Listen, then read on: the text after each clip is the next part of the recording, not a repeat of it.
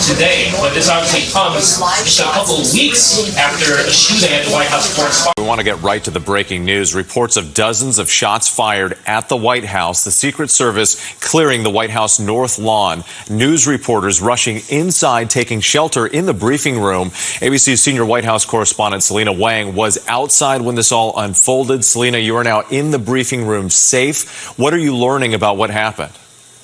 Yeah, well, first of all, the president is actually currently here at the White House. So we were actually taping, getting ready for world news from the White House North Lawn when suddenly we heard what sounded like gunshots near the White House, dozens of them. We immediately got down, then we heard yelling for us to evacuate into the White House briefing room where we are currently holding now. So all of us, as you can see here behind me, we're all doing our live shots from the briefing room instead of outside on the North Lawn where we normally do those live shots. So we sprinted in here. We're holding on the ground. There right now is at least one Secret Service agent who is standing outside as we are locked down in here. We are still awaiting more information. However, I do want to just read to you, we did just get a statement on social media from the U.S. Secret Service Office of Communications. I'm just going to read this to you, just came up.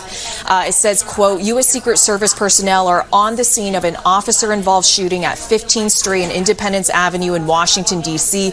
One individual was shot by law enforcement. Their condition is currently unknown. Something is going on, and whatever made President Trump cancel his plans for the weekend and rush back to the White House, it's not good. I need you to keep in mind that this is a holiday weekend. So he canceled his Memorial Day plans. Mind you, he had a wedding to go to. Then you have intelligence officials.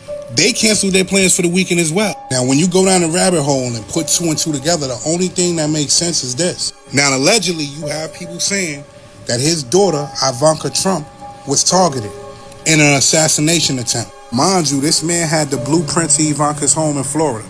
This same man made a pledge to take her life. None of this is adding up, though.